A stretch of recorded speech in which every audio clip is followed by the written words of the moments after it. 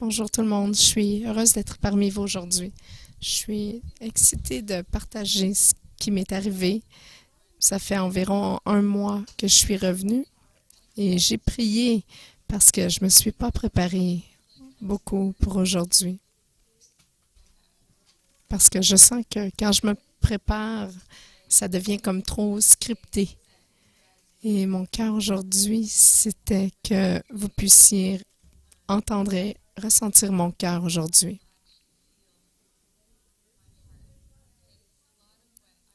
Parce qu'il y a beaucoup de ce que je vais parler aujourd'hui, les mots ne rendent pas justice à l'expérience que j'ai vécue. Dieu a vraiment travaillé dans mon cœur. Ça a été très expérientiel, alors je prie que vous allez pouvoir recevoir un peu de cette expérience à travers le partage dans mon cœur. Première chose, j'aimerais remercier, un énorme merci pour tous ceux qui ont contribué financièrement. Si vous n'avez pas donné, je vous remercie d'avoir prié. Et si vous n'avez pas prié, ben, je vous remercie d'être vous-même parce que vous êtes tous merveilleux. J'ai reçu plus de 700 dollars pour le ministère. J'ai prié là-dessus et j'ai j'ai ressenti que 40 serait pour mes dépenses de voyage et 60% serait pour bénir les gens. Alors, on a donc réussi à amasser presque 750 dollars pour remettre aux gens, ce qui fait une grande différence pour eux. Alors, je vous remercie beaucoup. Alors, aujourd'hui, j'aimerais parler de quelques conceptions, des croyances qu'il y a autour des missions à court terme. Je sais que c'est un sujet qui est important pour notre pasteur et j'aimerais aussi partager sur les conceptions qu'on peut avoir à propos des enfants qui ont des besoins particuliers. Et parce qu'en Chine, c'est là que je suis allée, dans un orphelinat pour des enfants avec des besoins particuliers.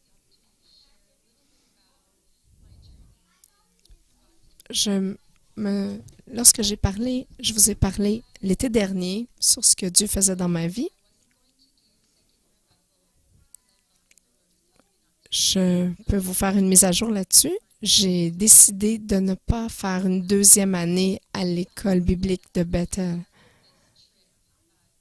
J'ai plutôt choisi de passer 3 mois en Californie et c'est à la base de ce voyage missionnaire que j'ai fait.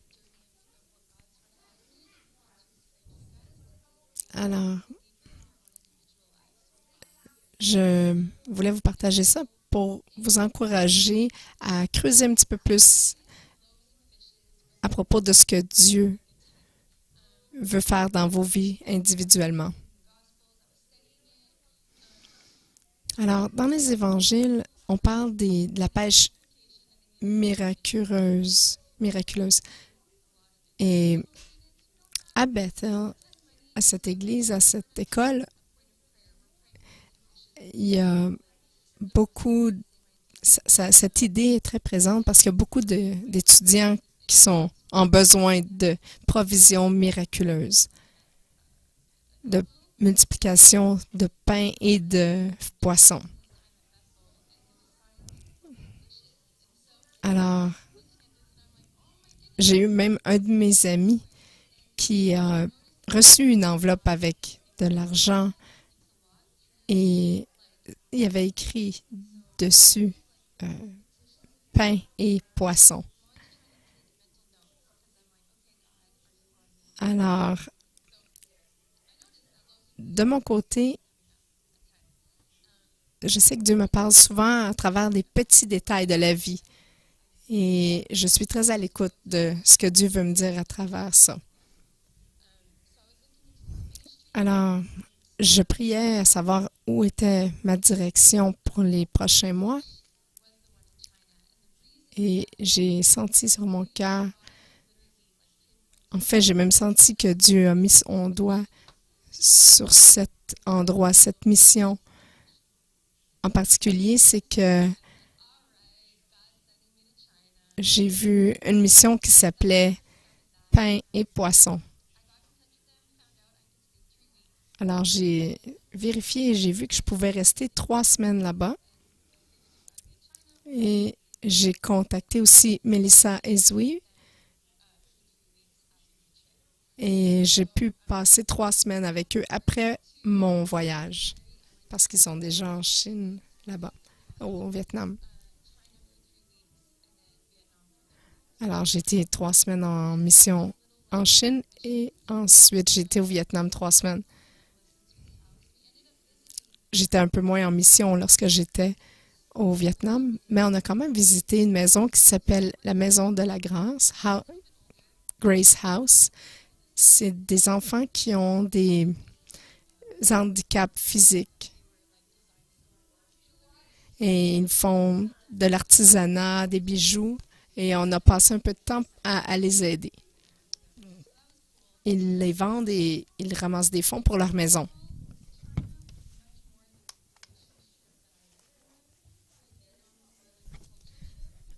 En fait, la Chine a été un voyage missionnaire intense et le Vietnam a été un peu plus culturel, mais ça a été un très beau mélange.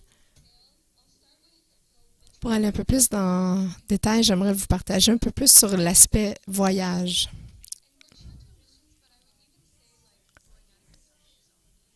Le, vous savez, Dieu aime beaucoup nous amener à l'extérieur de notre zone de confort.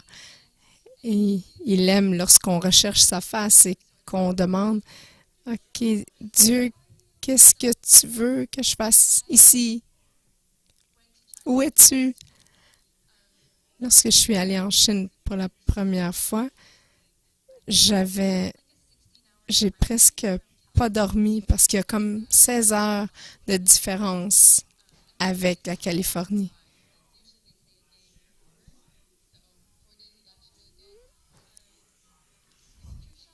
J'ai eu un choc culturel aussi. Il y a presque personne qui parle anglais. Il y avait des délais dans mes vols et j'étais toute seule. Je me sentais vraiment isolée. C'était difficile les premières journées. Même lorsque je suis arrivée à ma destination finale, il y a beaucoup d'Américains qui sont à cet orphelinat et ils étaient super. Mais mon premier jour à l'orphelinat a été très difficile pour moi. Beaucoup de personnel ne parlait pas bien en anglais. Et c'est en plus un orphelinat avec des enfants avec des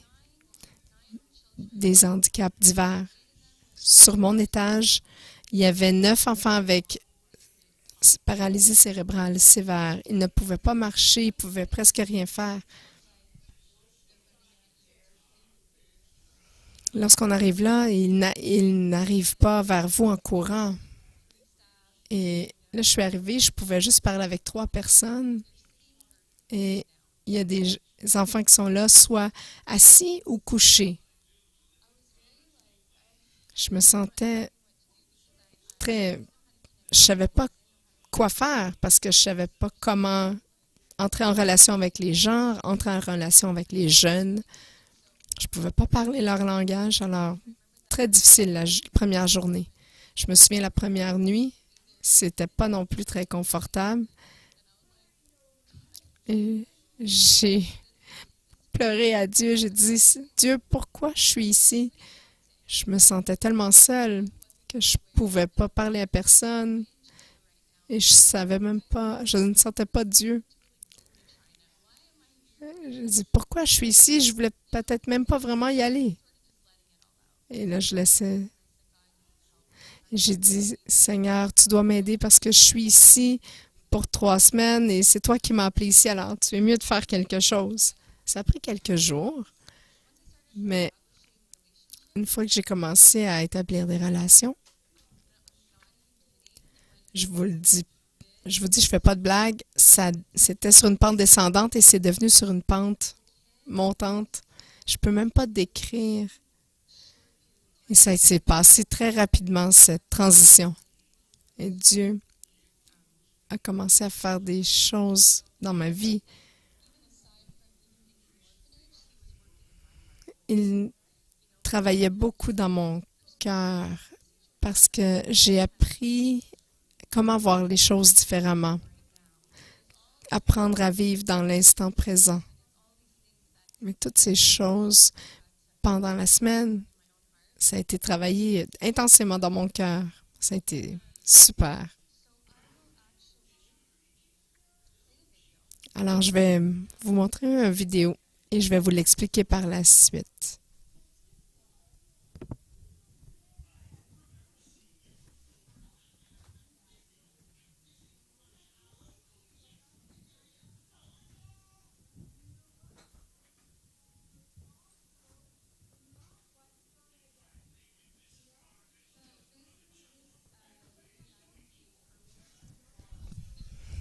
Cette vidéo montre un homme qui est venu pendant une semaine et demie, pendant que j'étais là.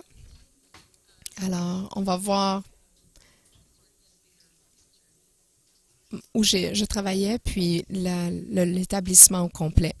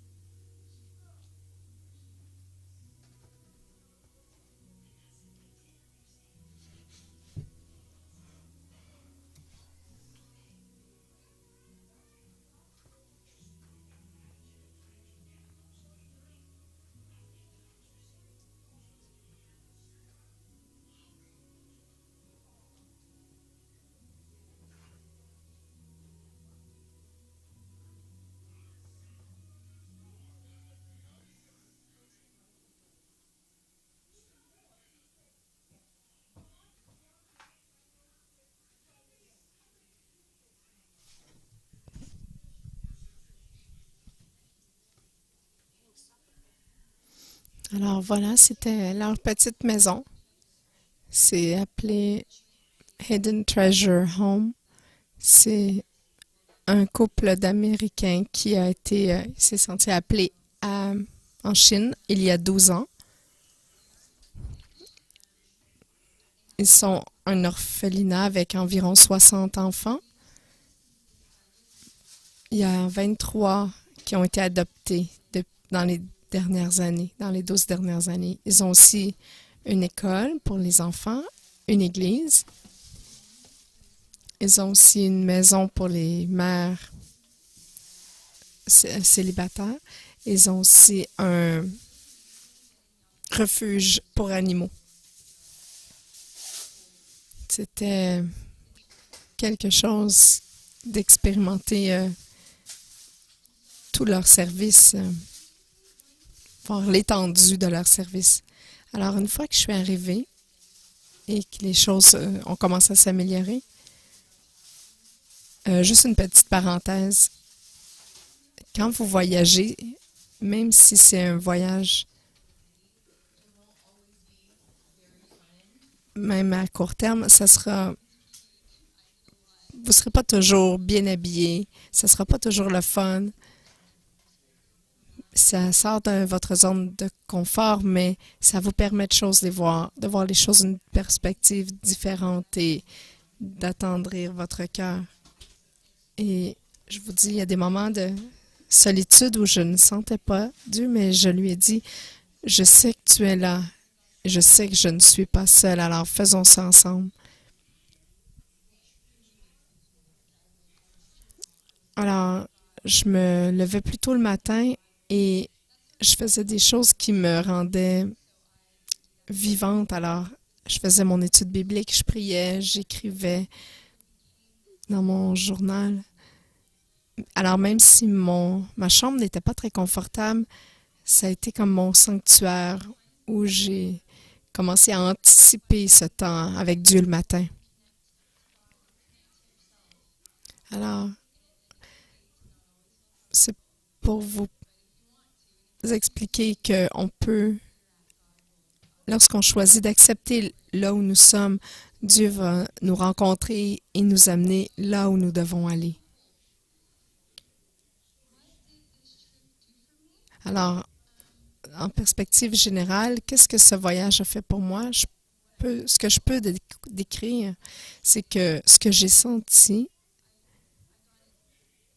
c'est que j'ai eu une profondeur plus profonde. Je sais que ça sonne bizarre, mais c'est la seule manière que je peux l'exprimer. Cette profondeur que Dieu amenait en moi, c'est devenu comme un puits plus profond encore, alors que Dieu a retourné mon cœur. Ce puits encore plus profond de joie, de paix, d'amour. C'est difficile de mettre en mots ce que Dieu a fait. C'est des choses merveilleuses de faire des liens avec les gens et les enfants, mais c'était plus profond que ça.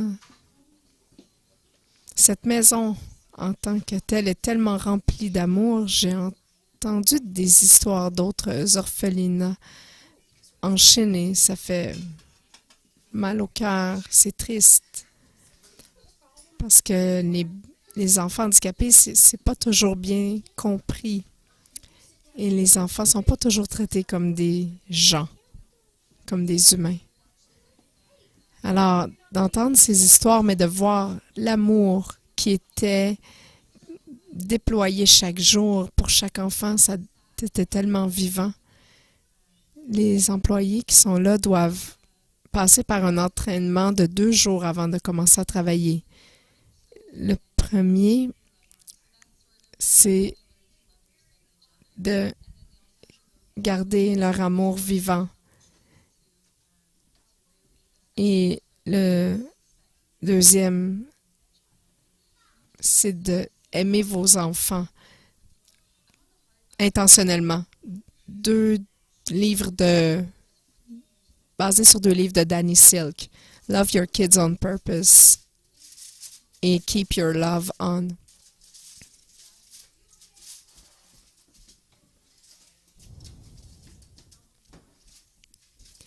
Je n'ai jamais vu un employé qui a refusé de changer une couche. Et je les ai jamais vus éviter les enfants difficiles à nourrir.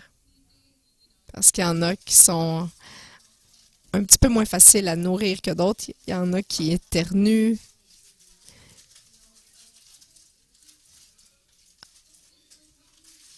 Et c'était même pas une question. Ils ne choisissaient pas. Je vais choisir celui-là parce que c'est plus facile. Il y a tellement de respect et d'amour par les employés pour les enfants et entre les employés. Il y a tellement de douceur. C'est vraiment une famille. Et ils m'ont adopté parmi eux. Et il n'y a personne vraiment qui parlait très bien anglais, mais ils essayaient tellement. Ils m'ont traité tellement comme de la famille. J'étais émerveillée chaque jour de voir comment ils mettaient d'efforts pour me faire sentir confortable et que j'étais de la famille. Ça m'a beaucoup impacté. Ça m'a beaucoup touchée. Et les enfants, je peux vous dire,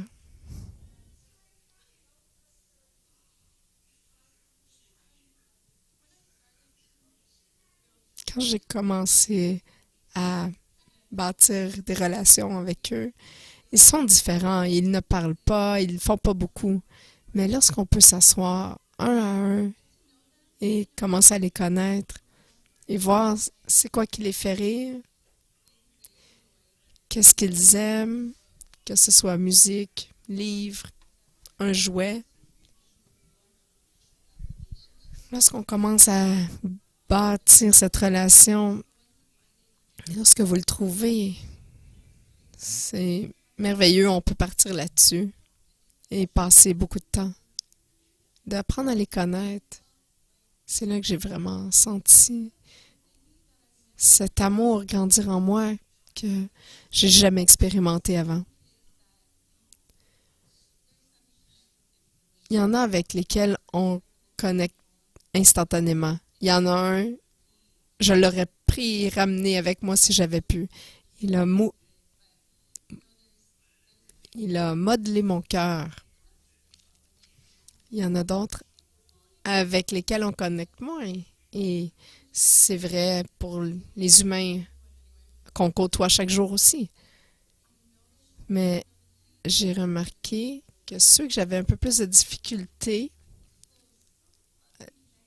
d'avoir cet amour avec eux, c'était dans des moments où j'étais assis avec cette personne et je leur parlais, je les nourrissais, on leur parle, on prie pour eux, alors que je les nourrissais et que je lui parlais, cette jeune fille, et je lui disais, t'es tellement belle, tu es comme une princesse.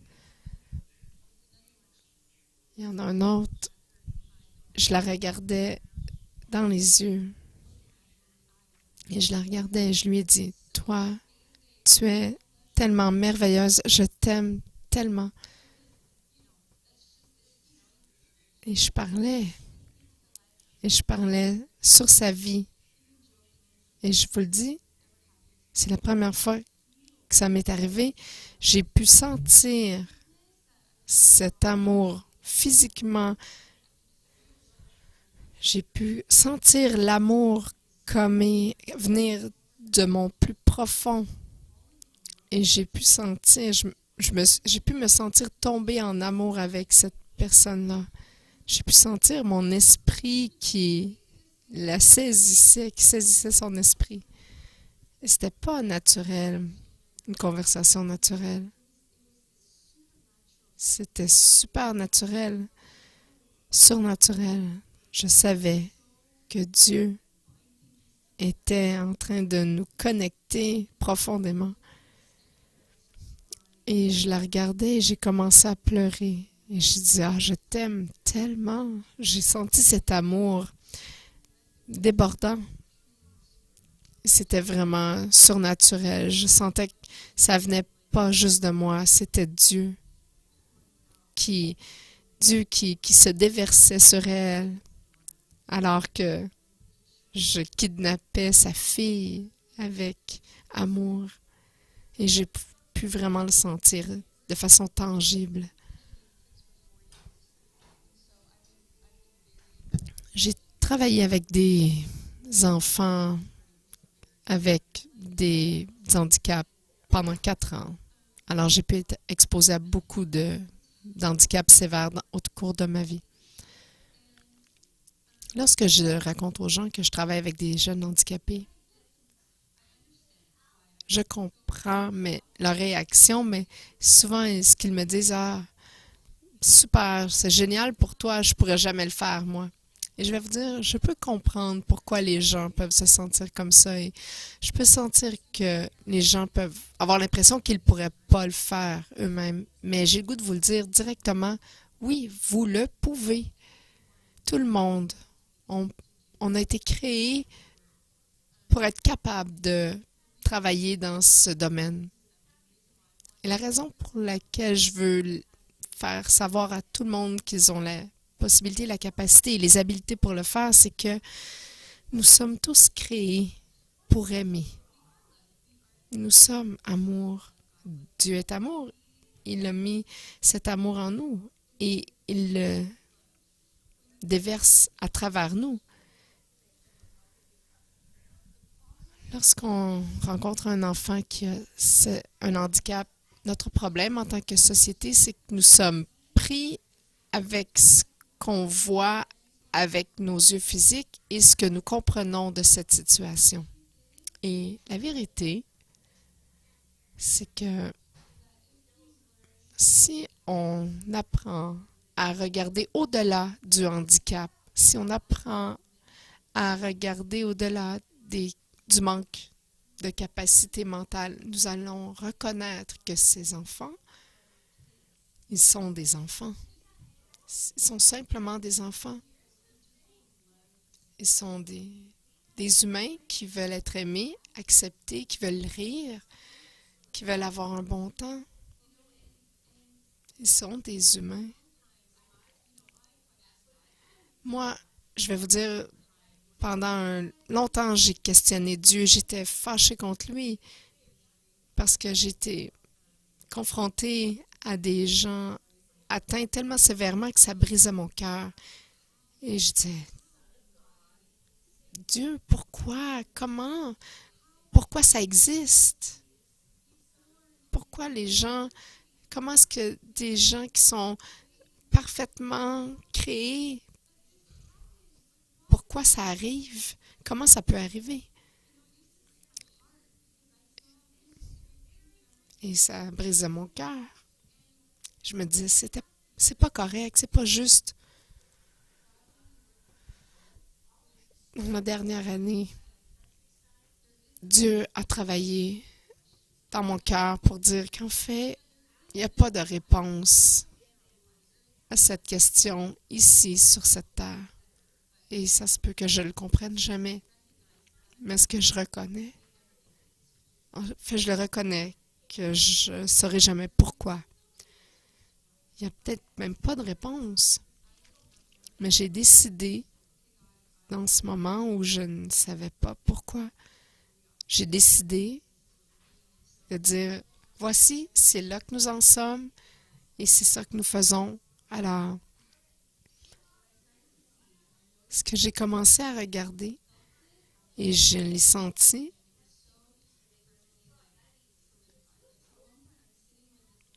je vous le dis, à ce moment-là, j'étais assise avec ce petit garçon qui s'appelle Luc.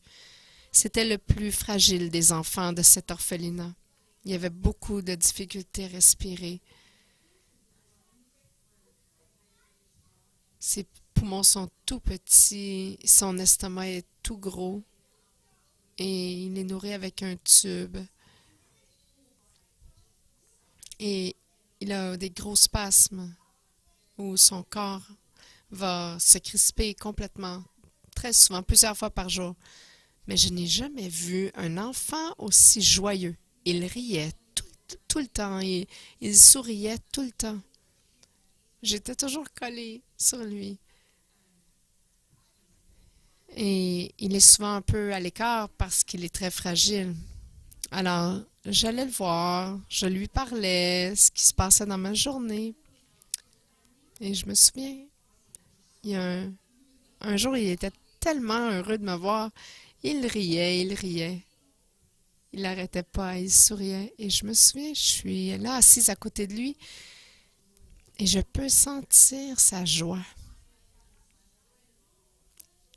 Je le vois rire et je ris moi aussi, je souris. Et je me souviens d'avoir dit, qu'est-ce que ça veut dire, ce sentiment? C'était tellement intense. Je l'ai dit à voix haute. J'ai dit, c'est pas possible, c'est pas normal, c'est surnaturel. C'est un mélange de joie, d'amour. Et j'ai trouvé que c'était le petit garçon le plus fort que j'avais jamais vu.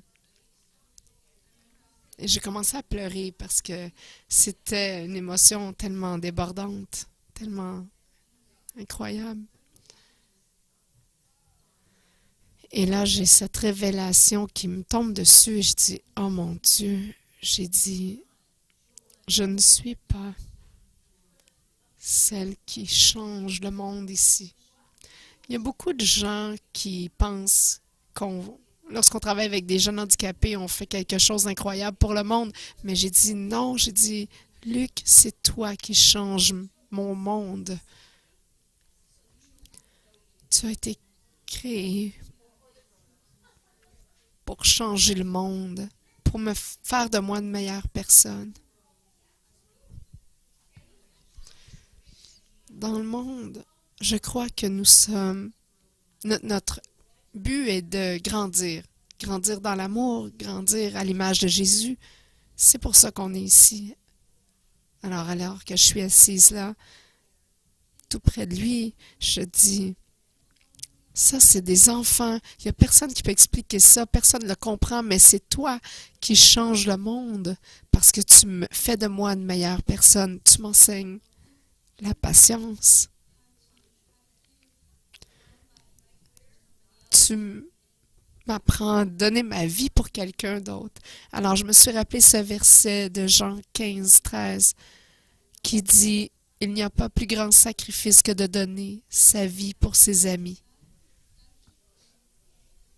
Et c'est là le plus grand amour, de vous donner pour quelqu'un d'autre. Et c'est ça que ces enfants cultivent en chaque personne qui les côtoie. Chaque personne qui a des enfants va comprendre que d'avoir un enfant, c'est de donner sa vie pour quelqu'un. Nous l'avons expérimenté dans des situations, mais ce que j'ai appris au contact de ces enfants handicapés, c'est que ces enfants ne pourront jamais vous redonner ce que vous leur donnez comme temps et énergie. Nous les aidons et cette relation est une relation d'amour. Mais je me suis rendu compte, je dis à Luc, tu vas jamais pouvoir dire merci, tu vas jamais pouvoir remercier ce que les autres font pour toi. Mais c'est ça qu'est l'amour, c'est de se donner pour la vie de quelqu'un d'autre sans attendre en retour. Et c'est ça que Jésus a fait. On a eu cette opportunité de faire ça dans la vie de ces petits-enfants-là. C'est ça l'amour pur. Et ces enfants-là, ils viennent chercher en vous cet endroit de compassion, d'amour pur. Ça exprime un côté du cœur de Dieu qui est un des endroits les plus profonds de son cœur. Lorsque j'ai réalisé ça, j'étais en pleurs. j'ai réalisé que c'est ça, la vie. C'est des enfants comme toi, Luc, qui font de moi un meilleur humain. Et tout le monde est affecté de cette manière. Et si tout le monde pouvait accéder à cet endroit de compassion, ça changerait le monde.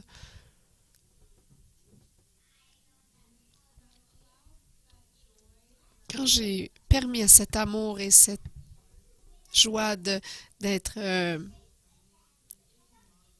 en, en tourbillon dans mon cœur, ça pouvait pas s'en aller. C'était là pour rester. C'était ça que je sentais à chaque jour. Je pouvais pas arrêter de pleurer et de remercier. C'était un état permanent de gratitude dans l'amour, de prendre, de partager avec eux cet amour, cette joie qui amène la vie et qui transforme le cœur. Je me souviens, je revenais, je prenais ma douche et je m'assoyais sur mon lit à la fin de la journée, puis je pleurais et je disais merci Dieu de m'avoir permis de vivre cette expérience, de me permettre de rencontrer ces gens merveilleux. J'étais tellement remplie de gratitude, je pouvais pas comprendre d'où ça venait tout ça, mais je pouvais pas l'exprimer. Je me sentais comme explosée de l'intérieur, en gratitude et reconnaissance de ce que Dieu faisait dans mon cœur. Vous savez, souvent on doit choisir d'être reconnaissant, mais à d'autres moments, Dieu fait des choses dans votre vie où vous n'avez pas le choix et vous n'avez pas de mots non plus, mais pas d'autre choix que d'expérimenter cette gratitude. Alors Dieu a vraiment, vraiment attendri mon cœur là-dessus. Dans ma vie personnelle, me rendre compte de certaines choses, de faire certains choix, de dire non à certaines choses. Tout ça pour ma croissance. J'étais tellement dans la gratitude. Merci Dieu de m'avoir montré. C'était très puissant, très très puissant.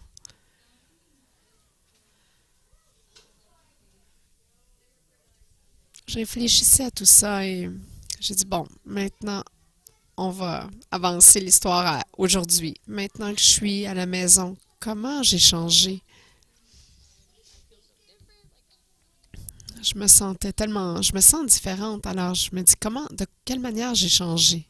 Alors, je peux vous dire que mon cœur est vraiment attendri. Mon cœur est attendri pour les gens. Mon cœur est attendri pour les choses qui se passent dans ce monde. Mon cœur est attendri pour les gens qui n'ont pas l'air aimables physiquement. Mais Dieu a tellement un amour plus profond pour ces gens. Maintenant que je suis à la maison, je peux vous dire que ces choses dans mon cœur ne sont pas toutes parties, mais Dieu me donne plus une sensibilité sur ce que je dois travailler dans mon cœur.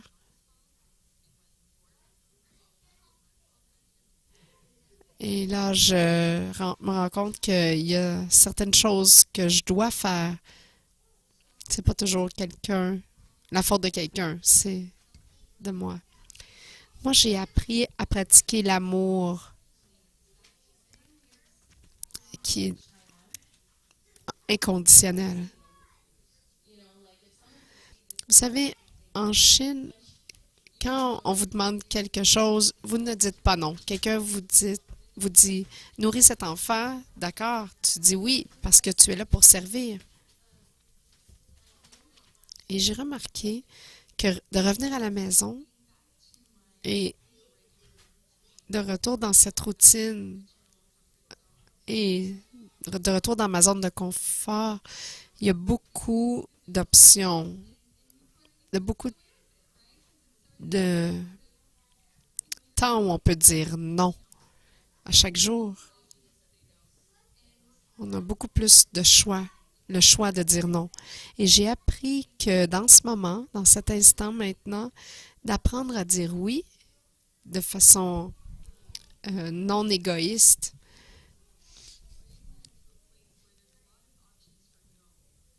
d'apprendre à dire oui, de choisir de dire oui lorsqu'on pourrait dire non, c'est puissant, c'est très simple. Et par exemple, quand ma mère me demande de faire quelque chose, je pourrais dire, ah, ça me tente pas. Et maintenant, je choisis de dire oui. Elle aime ça.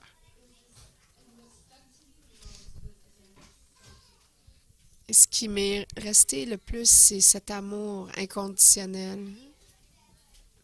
C'est l'amour le plus grand. Et c'est cet amour qui m'a été enseigné par les employés, par les enfants, par Jésus.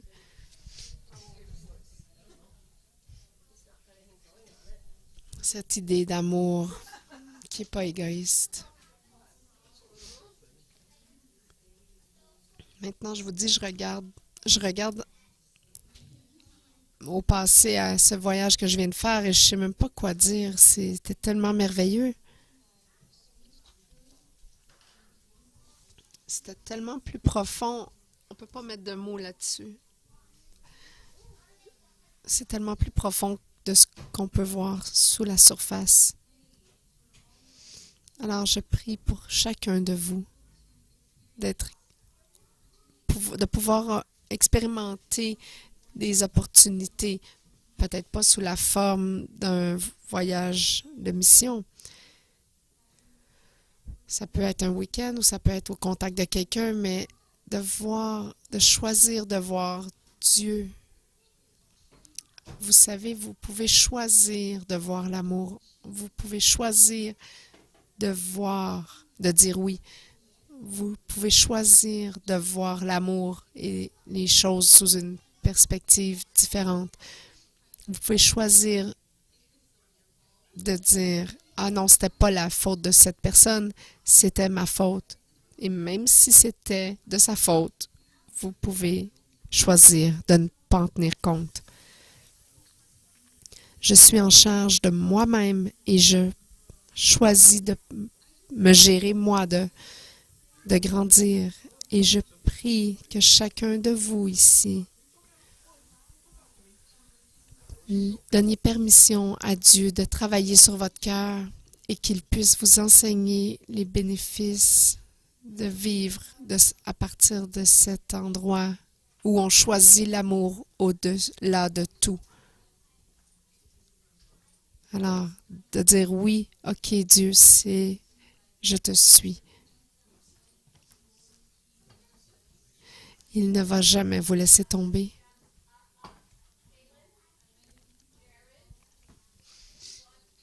J'ai rencontré des gens qui faisaient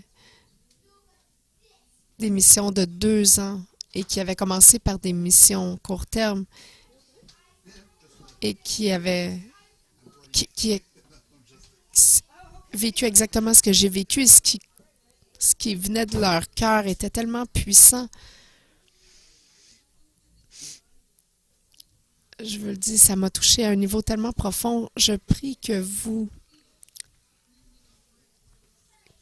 puissiez sentir avec votre cœur au-delà de ce que je dis.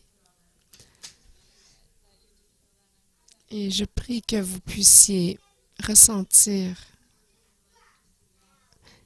et dire oui à Dieu alors qu'il travaille à attendrir votre cœur. Ça change tellement la vie. Il y a quelques petites choses que Dieu m'a mis à cœur de vous partager. Je vous aime.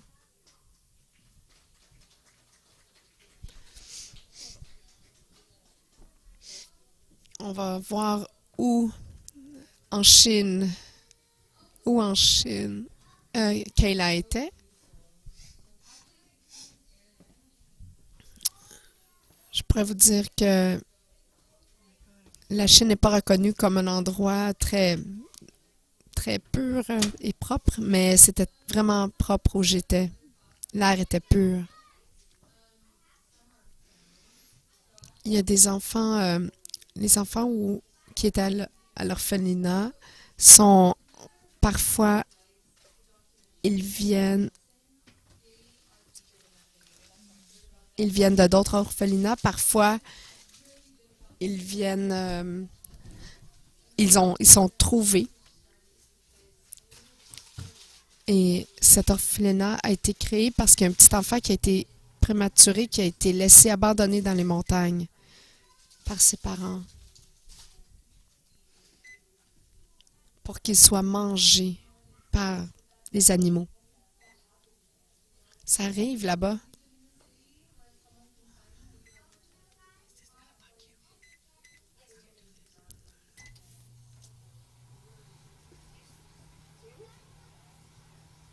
C'est quelque chose qui est comme connu et pratiqué et même presque accepté.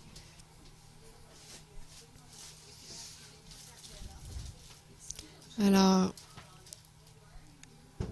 lorsque ce couple américain a ouvert cet orphelinat et que le mot a commencé à se répandre, que ces jeunes voulaient, que ce couple voulait les enfants qui étaient abandonnés, il y a, les gens questionnaient et se demandaient pourquoi, mais ils ont apporté l'enfant, amené l'enfant à l'orphelinat et le couple l'a pris. Et ça a été une longue route.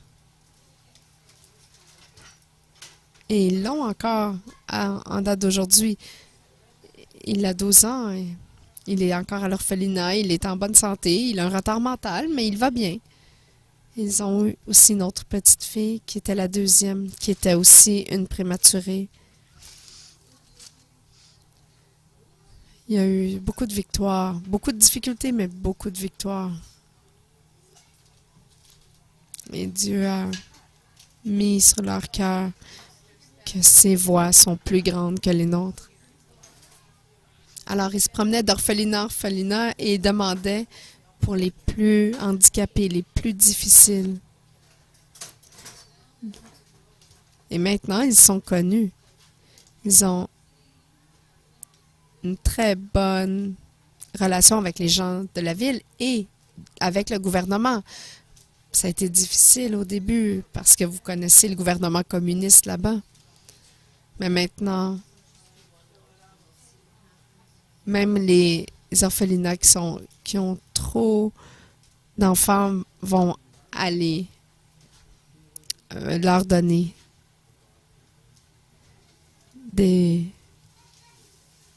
ils leur amènent des enfants.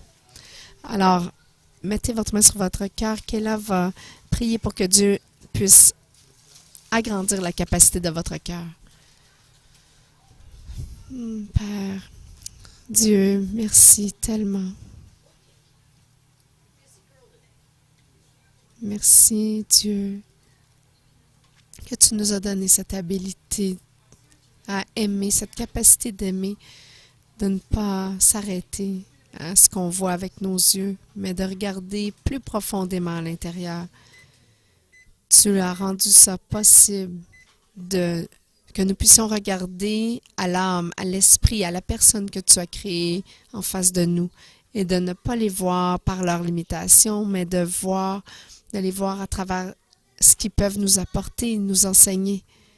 Alors, Dieu, je prie maintenant que les cœurs s'ouvrent, qu'ils soient attendris, que toutes les barrières à l'amour puissent être lavées par l'amour et que soit tellement attendri qu'il n'y existe plus de barrière à ton grand amour. Père, ce que nous avons à offrir, qu'on ne permette pas qu'il soit arrêté, cet amour. Lorsqu'on voit quelqu'un en face de nous, qu'ils ont les clés de notre liberté alors qu'on choisit d'aimer.